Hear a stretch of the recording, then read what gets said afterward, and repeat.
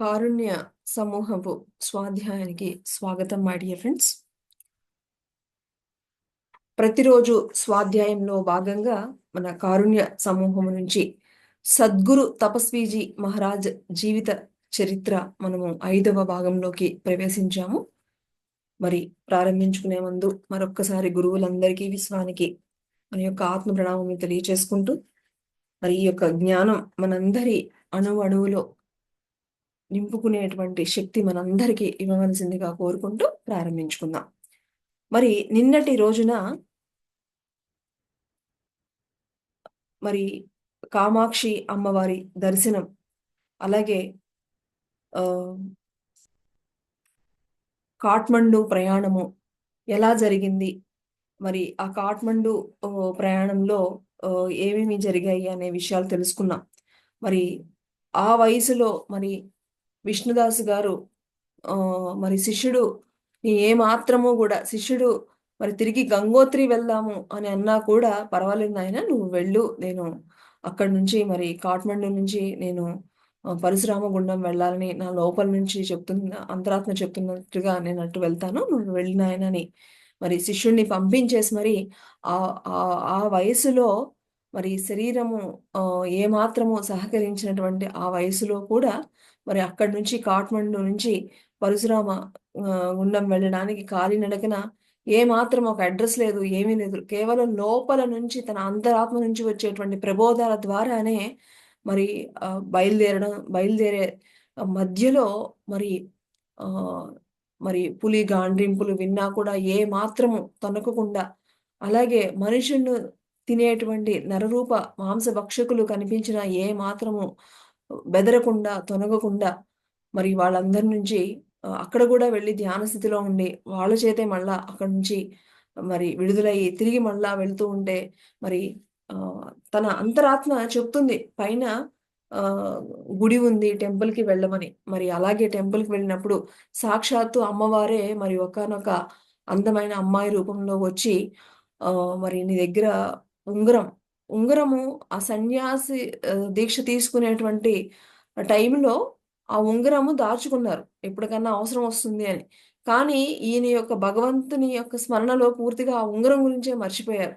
కానీ అమ్మవారే సాక్షాత్తు అమ్మాయి రూపంలో కనిపించి నీకెందుకు ఆ ఉంగరము మరి అక్కడ ఉన్నటువంటి బ్రాహ్మణునికి ఇచ్చేసేయమంటే ఆ అమ్మ ఇంకా ఏమాత్రము ఆలోచించకుండా వెంటనే ఆ ఉంగరం ఇచ్చేసి అక్కడి నుంచి బయలుదేరి వెళ్ళడం. అలాగా మరి అలాంటి ఎన్నో రకాలైనటువంటి పరిస్థితుల్ని ఎదుర్కొని మరి పరశురామ గుండం వెళ్ళడం అనేది జరిగింది. మరి దాని తర్వాత మరి అమ్మవారి దర్శనం కూడా ఒక అమ్మాయి రూపంలో దర్శనం చేసుకోవడము, ఈ విధంగా అనుకున్న విధంగా చక్కగా కంప్లీట్ చేసుకోవడం జరిగింది విష్ణుదాస్ గారు. ఇప్పుడు దీని తర్వాత ఈరోజు ఏంటనేది చూద్దాం మై డియర్ ఫ్రెండ్స్. తర్వాత మరి ఆ దక్షిణ పర్వత పంక్తులలో పరశురామ గుండము ఒకానొక పవిత్ర స్థలం. మరి పర్వతాగ్రాన ఉన్న స్వచ్ఛమైన జలాశయం ఆ ప్రాంతపు సౌందర్యాన్ని రెట్టింపు చేస్తోంది. నిశ్చల ఆధ్యాత్మిక చింతన పరులకు ఆ ప్రదేశము అన్ని విధాలా కూడా ఎంతో అనుకూలమైనది. పూర్వం భగవాన్ పరశురాముల వారు ఆ గుండంలో స్నానం చేస్తూ అక్కడ తపస్సు చేసుకుంటూ ఉండేవారు. గుండం అంటేనే ప్రకృతి సిద్ధమైన జలాశయము అని. విష్ణుదాసు మరి వందలాది మైళ్ళు ప్రయాణం చేసి ఆ పవిత్రమైన స్థలాన్ని ఎలా చేరుకున్నారు అనేది కూడా నిన్న మనం తెలుసుకున్నాం. మరి కేవలము తన కర్రను కమండలాన్ని ఒక బండరాయి మీద ఉంచారు. గుండంలో స్నానం చేసి ఒక రాతి పలక పైన కూర్చుని తపస్సు చేసుకోవడం మొదలుపెట్టారు. చూడండి, గుండం అంటేనే ప్రకృతి సహజ సిద్ధంగా ఏర్పడినటువంటి ఆ జలాశయంలో మరి చక్కగా అక్కడ స్నానం చేసి ఒక రాయి మీద తపస్సు చేసుకోవడానికి నిమగ్నమయ్యారు. పక్కన దట్టంగా కొమ్మలు పరుచుకుని ఉన్న మహావృక్షము ఒకటి ఆయనకి రక్షణ చేకూర్చింది. అలాగా కొన్ని రోజులు సమాధిలో ఉండిపోయారు. ధ్యానం నుంచి లేచాక ఆహారం కోసం అటు ఇటు సంచరించారు. పక్కనున్న మరో పర్వతంపై ఆయనకు ఒక ఆశ్రమం కూడా కనిపించింది. అతి కష్టం మీద ఆ కొండను ఎక్కి ఆశ్రమంలోకి ప్రవేశించారు. అక్కడ ఒకానొక సుఖాసీనుడై కూర్చున్నటువంటి మరొక మహాత్ముడిని చూశారు. మరి అక్కడి నుంచి ఆకలి అంటే కొన్ని గంటలు అలాగా కొన్ని రోజులు, గంటలు కూడా కాదు, కొన్ని రోజులు సమాధిలో ఉన్న తరువాత అక్కడి నుంచి లేసిన తర్వాత ఒక ఆశ్రమం కనిపించింది. మరి అక్కడ మరి వెళ్లి చూస్తే అక్కడ మరొక మహాత్ముడిని కలవడం జరిగిందనమాట. మరి ఆయనకు గౌరవపూర్వకంగా నమస్కరించి గంభీరమైనటువంటి ఆకృతి గల మరి ఆ మహాత్ మరి విష్ణుదాసుని చూసి ఆ మహాత్ముడు కూడా ఆశ్చర్యపోయారు. చటుక్కున లేచి నిలబడ్డాడు. విష్ణుదాసుకి ఎంతో మర్యాదగా స్వాగతం పలికారు. మరి ఆయన మహాత్ముడు. విష్ణుదాసుకి అతను ఎలాగ మహాత్ముడిలా కనిపించారో, అలాగే ఆ మహానుభావుడికి మరి విష్ణుదాసు కూడా మరి ఎంతో మహాత్ముడిలా కనిపించి వెంటనే లేచి ఆయన్ని సాదరంగా ఆహ్వానించారు. ఒక లేడి చర్మం నేలపై పరిచి దాని మీద కూర్చోమన్నారు. విష్ణుదాసు దానిపై కూర్చున్నారు. విష్ణుదాసు చాలా రోజుల నుంచి ఆహారం తీసుకోలేదు. కాబట్టి బాగా నీరసించిపోయారు. పైగా ఎత్తైన కొండను ఎక్కి రావడం వల్ల బాగా అలసిపోయారు. మరి పరశురామ గుండము కింద నుంచి మరి ఎన్నో రోజులు తపస్సు చేసుకుని మళ్ళా ఆ కొండ ఎక్కడానికి ఆ ఫిజికల్‌గా కూడా మరి ఆహారం గూడా ఏమీ లేక కొంచెం నీరసంగా కనిపించారు. మరి నోట మాట గూడా ఆయనకి రాలేదట. విష్ణుదాసు సేద తీరాక ఆ మహాత్ముడితో సంభాషణ ప్రారంభించారు. ఎక్కి వెంటనే నోటిలో నుంచి మాట రాలేదట. కొంచెం ఆ రొప్పు అది పోయాక కొంచెం సేద తీర్చుకుని ఇక మాట్లాడడం ప్రారంభించారు. పరమహంస మహారాజ్ నా ఆశ్రమంలోకి మీకు స్వాగతం. మీరు ఎక్కడి నుంచి ఈ కొండకు వచ్చారో తెలుసుకోవచ్చా? నేను ఇక్కడ చాలా కాలం నుంచి తపస్సు చేసుకుంటున్నా. కానీ ఇప్పటి వరకు నేను మీలాంటి సన్యాసినైతే చూడలేదు. మీరు ఈ ప్రాంతం వారు కాదు అని తెలుస్తూనే ఉంది. నేను ఆ గుండంలో స్నానం చేస్తూ ఆశ్రమంలో తపస్సు చేసుకుంటూ ఉంటాను. మరి మీ గురించి కొంచెం వివరిస్తారా? అని మర్యాదగా ధారాళంగా మాట్లాడిన మహాత్ముని చూసి విష్ణుదాసు సంతోషించారు. ఆయనకి తెలిసిందనమాట. నేనైతే గనక ఇక్కడ ఎప్పటినుంచో ఇక్కడే స్నానం చేస్తూ, ఈ ఆశ్రమంలో ఎన్నో రోజులుగా నేను ఇక్కడే ఉంటున్నాను. మీరు అయితే గనక ఈ ప్రాంతానికి సంబంధించిన వారు కాదు. మరి నేను మీలాంటి మహాత్ముల్ని కూడా ఇంతకు ముందు ఎప్పుడూ కలవలేదు అని అనగానే విష్ణుదాస్ గారు గూడా చాలా సంతోషించారట. తనను పరిచయం చేసుకుంటూ, మహాత్మాజీ నేను ఒక పంజాబీ సాధువును. మా గురుదేవులు హరిద్వార్ దగ్గరలో నివసిస్తూ ఉంటారు. వారు నాకు విష్ణుదాసు అనే దీక్షనామాన్ని ప్రసాదించారు. అంటే చెప్తుందనమాట.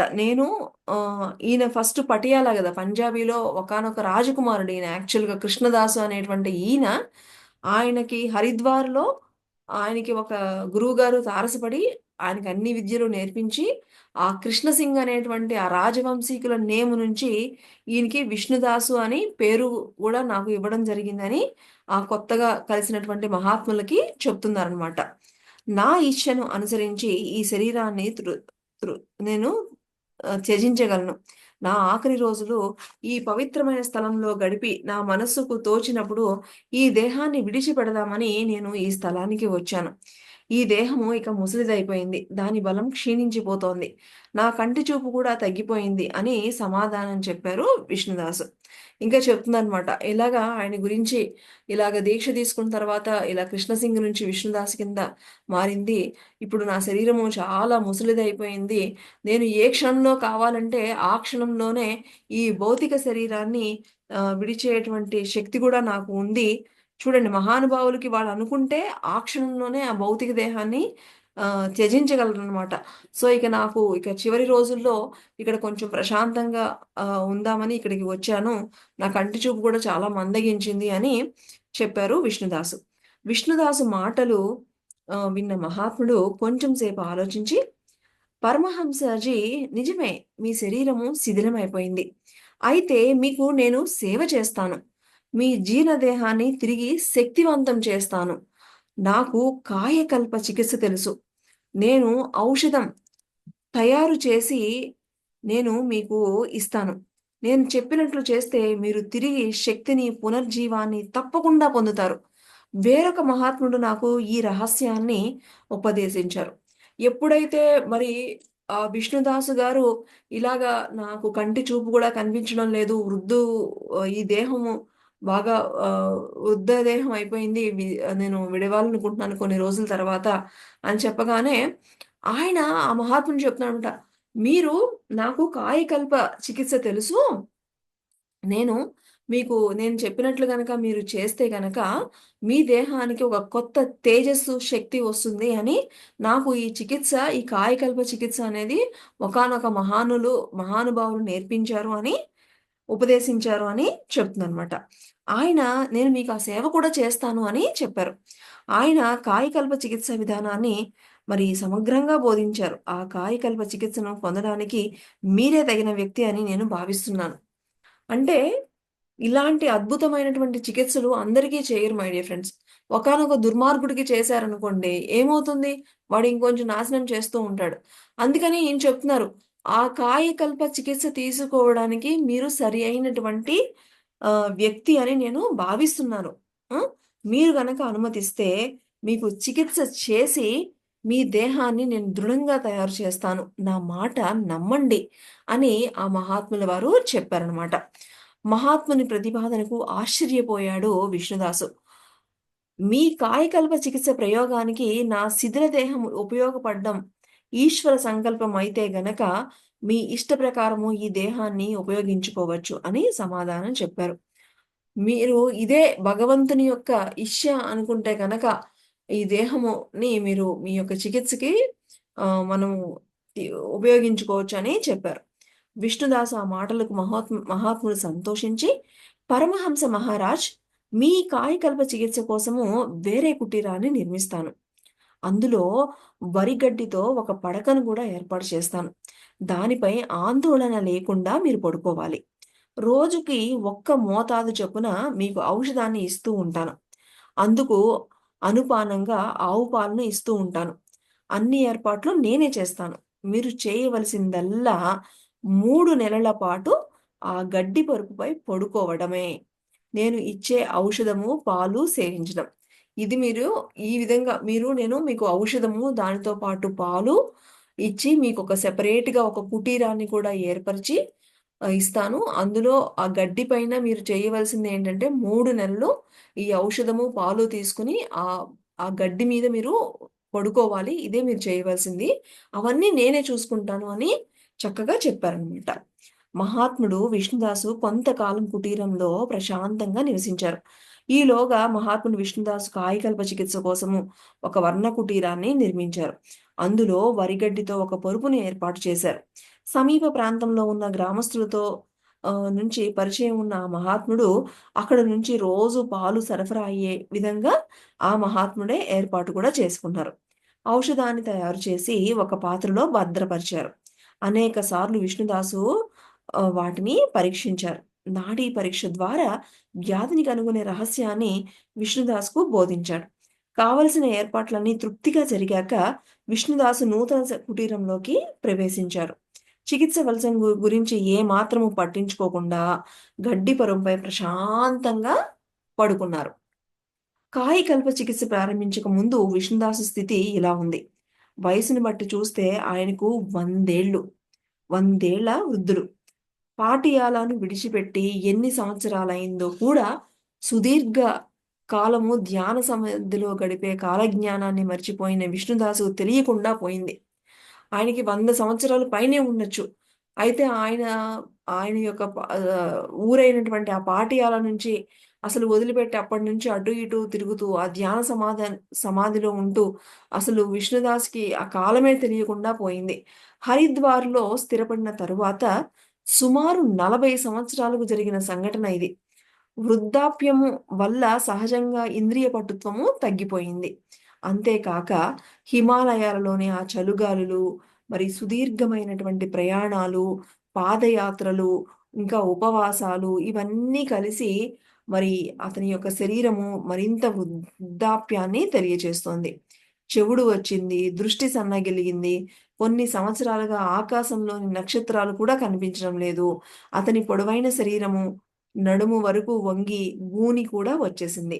చేయూతకి కర్ర ఉన్న ఒకప్పుడు నరాల బలహీనత వల్ల కాళ్ళు చేతులు కూడా వణుకుతూ ఉన్నాయి.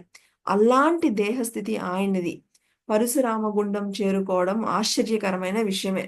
చూడండి, కళ్ళు కనిపించడం లేదు, వినిపించడం లేదు, పూర్తిగా గూని వచ్చేసింది. మరి ఆ కర్ర అలాంటి పరిస్థితుల్లో కూడా అంత దూరం ప్రయాణించి మరి ఇక్కడ రామగుండం చేరుకోవడం అంటే అది కేవలము ఆత్మ బలమే అని అందులో ఏమాత్రము డౌటే లేదు అని చెప్తున్నారు. కాయకల్ప చికిత్సకు ముందు కాయకల్ప చికిత్సకు ముందు ఆయన యొక్క ఆరోగ్య స్థితి ఈ విధంగా ఉంది అని ఇక్కడ మనకి అర్థమవుతుందన్నమాట. కాయకల్ప చికిత్సకు కావలసినటువంటి ఏర్పాట్లు సంతృప్తికరంగా పూర్తి చేశాడు పరశురామ గుండంలో ఉన్నటువంటి ఆ మహాత్ముడు. ఆయనకి కావలసినవన్నీ కూడా రెడీ చేసుకున్నారనమాట. ఒక పరమహంసకు కాయకల్ప చికిత్స చేసే అదృష్టము తనకు కలిగిందని ఎంతో సంతోషించాడు ఆ మహాత్ముడు.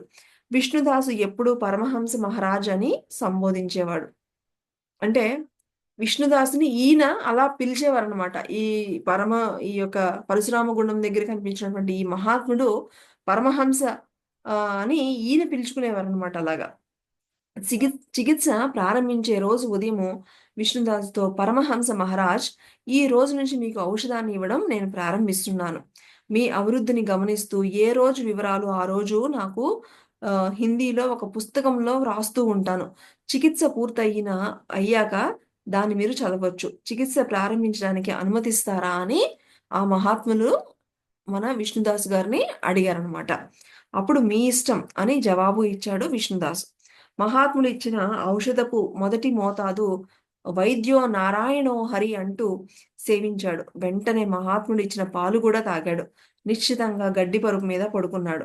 మహాత్ముడు తన కుటీరంలో కూర్చుని ఇచ్చిన ఔషధపు మోతాదు, విష్ణుదాసు నాడీ స్థితి మొదలైన వివరాలన్నీ కూడా మరి ఒక పుస్తకంలో రాశాడు. మరి ఈయన చేసేటువంటి చికిత్స ఎలా ఫస్ట్ డే నుంచి ఎలా ఉంది, ఏమిటి అని అన్నీ కూడా ఆయన ఒక పుస్తకంలో రాయడం జరిగిందనమాట.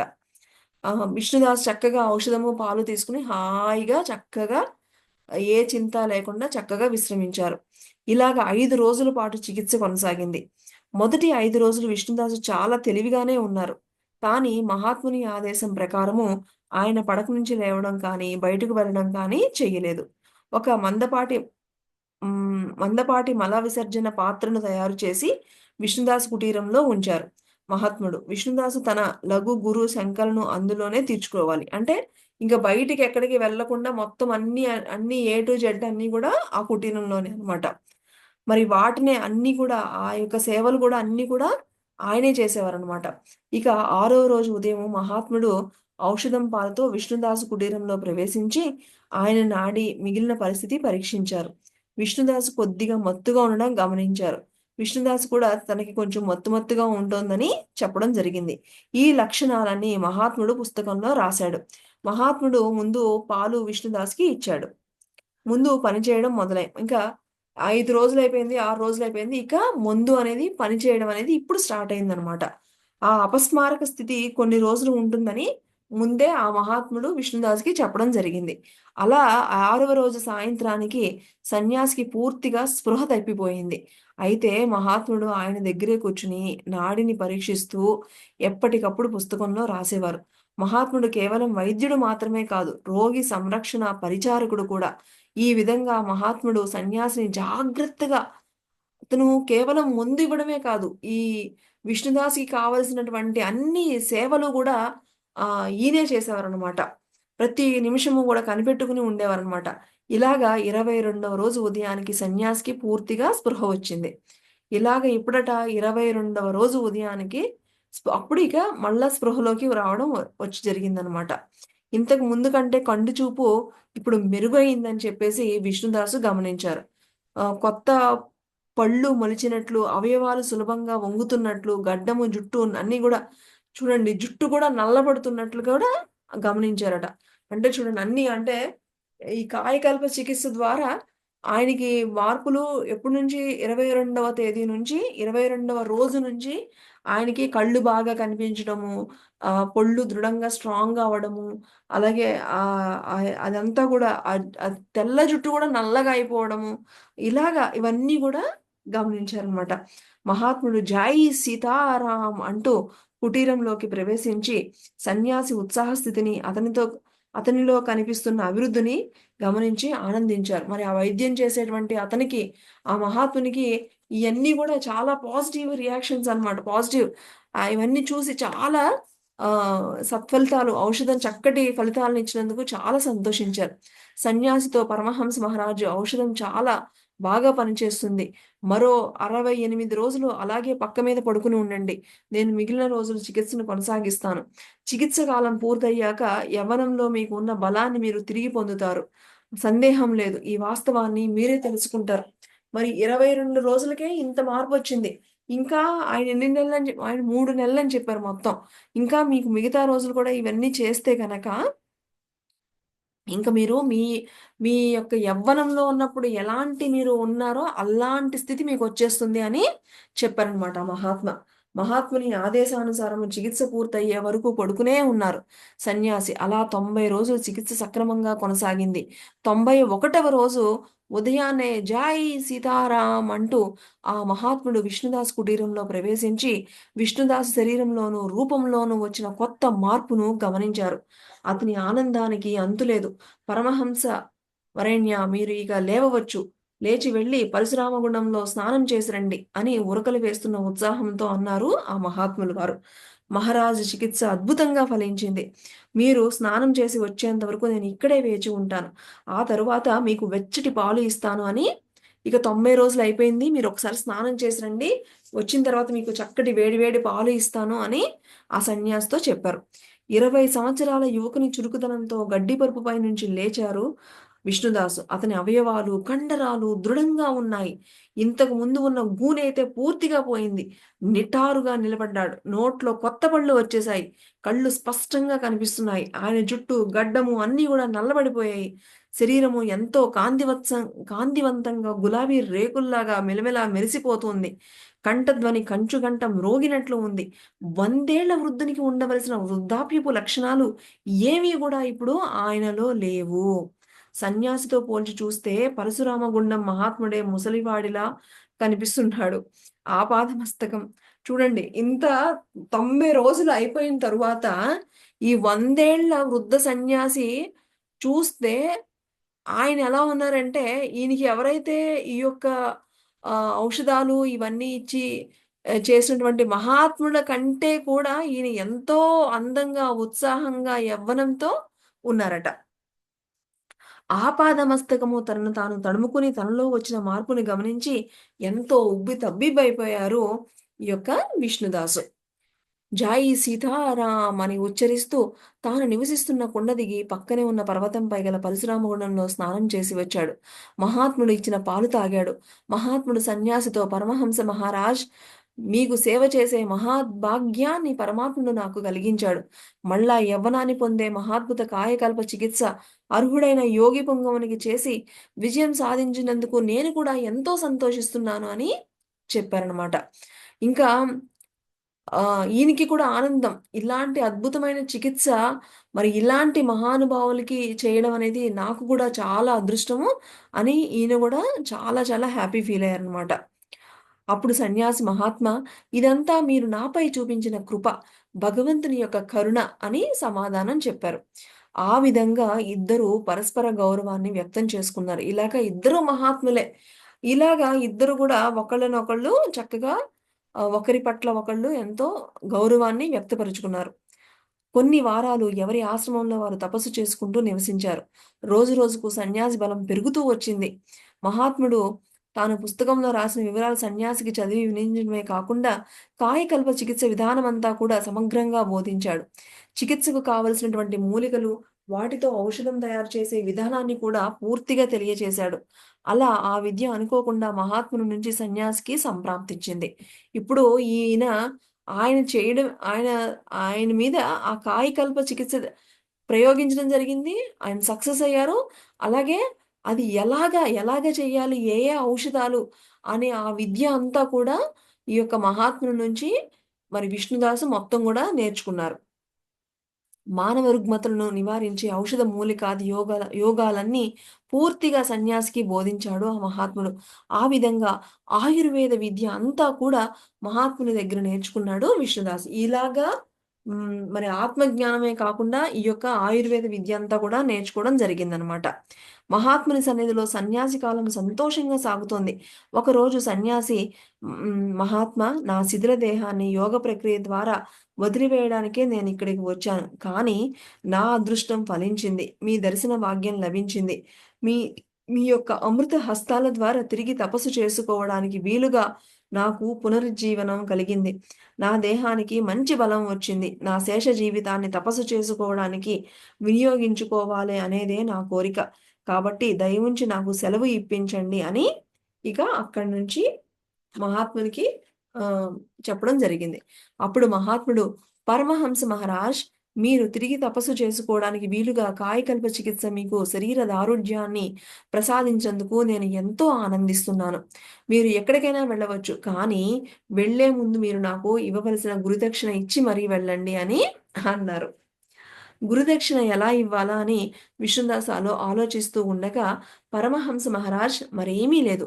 నా శరీరం కూడా ముసలితనంతో శుష్కించిపోయింది. మీకు నేను ఏ విధంగా కాయకల్ప చికిత్స చేసి మిమ్మల్ని ఏ విధంగా పునరుజ్జీవితుల్ని చేశానో, అదే విధంగా మీరు కూడా నాకు కాయకల్ప చికిత్స చెయ్యాలి అని చెప్పారు. అప్పుడు ఈయన చేసిన ఈ ప్రయోగము ఇప్పుడు నేను మీకు చేశాను గదా!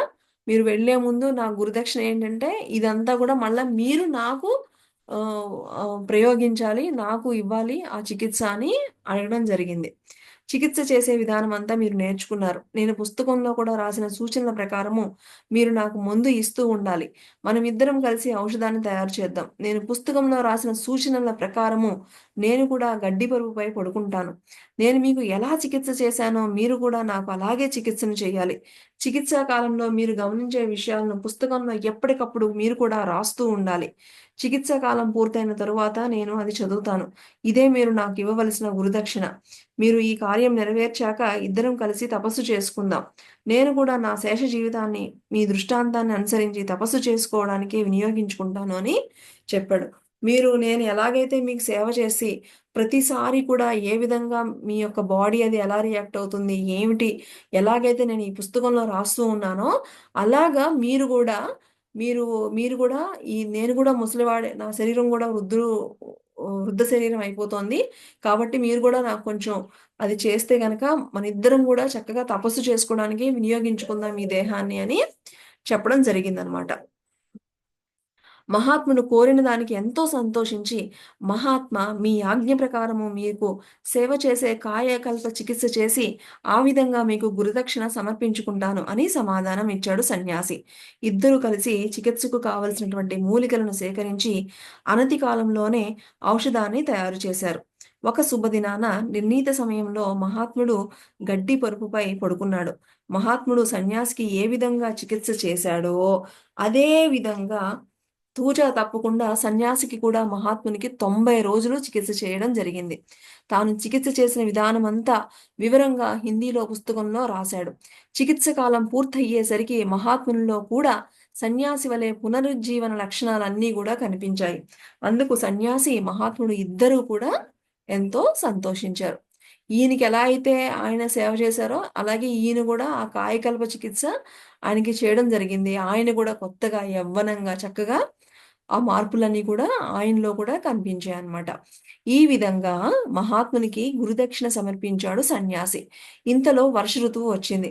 ఎడతెరిపి లేకుండా పడుతున్న వానల వల్ల వారు బయటకు వెళ్ళడానికి వీలు పడలేదు.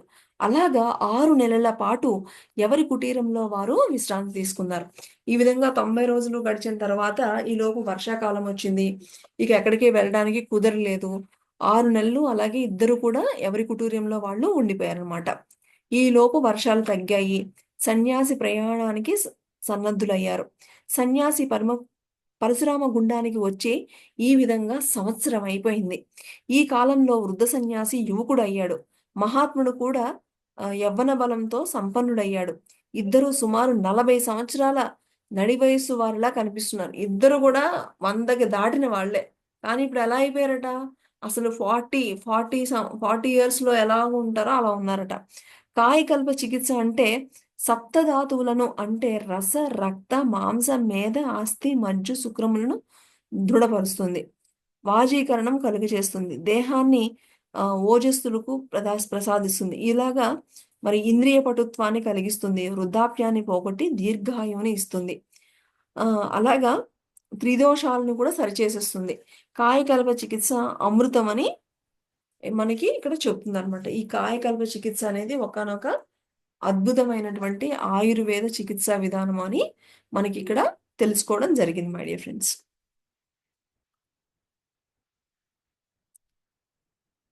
ఇక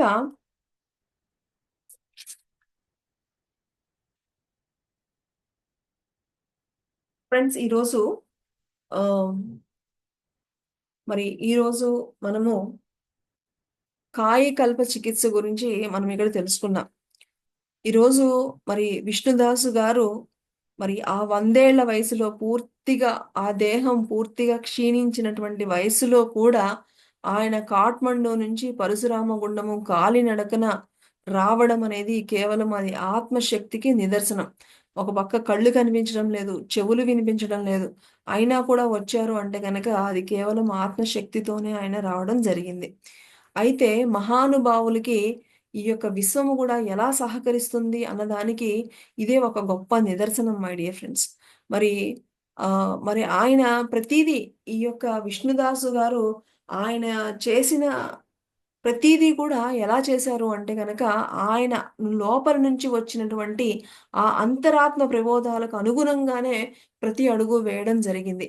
ఈ విధంగానే కాఠ్మండు నుంచి పరశురామగుండం వచ్చినటువంటి విష్ణుదాసుకి మరి అక్కడో ఎంతో పర్వతం పైన ఉన్నటువంటి ఒకానొక ఆ యొక్క ఆశ్రమం కనిపించడము, అది కనిపించిన వెంటనే అక్కడకు వెళ్ళు అని చెప్పేసి ఆయన యొక్క అంతరాత్మ ప్రబోధం నుంచి రావడము, వచ్చిన వెంటనే ఆ వయస్సులో కూడా అంత ఎత్తుగా ఉన్నటువంటి ఆ పర్వతాన్ని ఎక్కితే అక్కడ ఒకానొక మహానుభావుడు కలవడము, ఆయన ఈ యొక్క ఈ చికిత్స విధానము ఈ యొక్క చికిత్స విధానము తెలిసి పూర్తిగా మీలాంటి వారికి ఈ కాయకల్ప చికిత్స చేయడం నా యొక్క అదృష్టము, నా యొక్క భాగ్యము అని అడగగా ఇదే భగవంతుని యొక్క ఇచ్ఛ. మరి ఇదే భగవంతుడి యొక్క ఇచ్ఛ అయితే గనక నా దేహాన్ని మీరు మీ యొక్క చికిత్సకు వినియోగించవచ్చు అని వెంటనే అంగీకారాన్ని తెలిపిన తర్వాత 90 రోజులు చక్కగా అన్ని సేవలు అన్నీ చేసుకుంటూ పూర్తిగా 100కు పైబడినటువంటి ఆ యొక్క వృద్ధ శరీరాన్ని 40 సంవత్సరాల కంటే తక్కువగా ఉన్నటువంటి ఒక చక్కటి శక్తివంతమైనటువంటి నూతన ఉత్తేజంతో కలిగినటువంటి శరీరాన్ని పొందడం జరిగింది. తిరిగి వెళ్దాము అనుకుంటే తిరిగి ఇదంతా కూడా మళ్ళా ఆ యొక్క ఎవరైతే ఈ యొక్క కాయకల్ప చికిత్స చేశారో ఆయన కూడా వృద్ధాప్యం రావడం వల్ల నేను మీకు ఏ విధంగా చేశానో అదంతా కూడా మీకు ప్రతీదీ ఒక పుస్తకంలో రాశాను.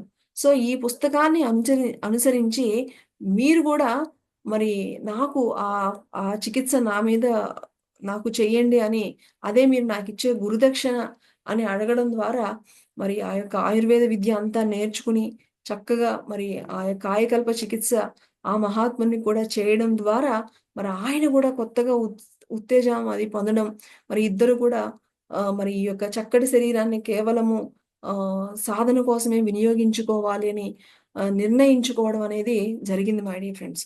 మన యొక్క ఆలోచన, మన యొక్క స్థితి, మన యొక్క ఆలోచన విధానం గనక పవిత్రంగా ఉంది అంటే గనక మన యొక్క ఆత్మ యొక్క ఎదుగుదలకే మనము మన యొక్క దేహాన్ని అక్కడ ఆ మహానుభావులిద్దరూ కూడా వాళ్ళ దేహాన్ని దేనికి ఉపయోగించుకోవాలనుకుంటున్నారు?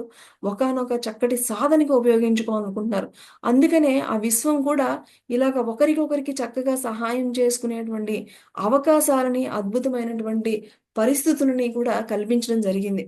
సో, దీన్ని బట్టి మనము గూడా మన యొక్క ఆలోచన విధానము ఒక చక్కని ధోరణిలో గనక వెళ్ళగలిగితే తప్పకుండా గురువులు, విశ్వము మనందరికీ కూడా అనేక మార్గాలు చూపించి మనకెంతో సహాయం చేస్తారు అన్న విషయము మనకిక్కడ పూర్తిగా తేటతెల్లమైంది మై డియర్ ఫ్రెండ్స్. ఇది ఈరోజు మన స్వాధ్యాయంలో తెలుసుకున్నటువంటి అద్భుతమైనటువంటి జ్ఞానము. ఈ జ్ఞానాన్ని అందించినటువంటి మరి గురువులకు, దివ్యులకు, విశ్వానికి, సద్గురు తపస్వీజీ మహారాజ్కి మరొక్కసారి హృదయ లోతుల నుంచి కృతజ్ఞతలు తెలుపుకుంటూ తిరిగి రేపటి స్వాధ్యాయంలో కలుసుకుందాము. Thank you.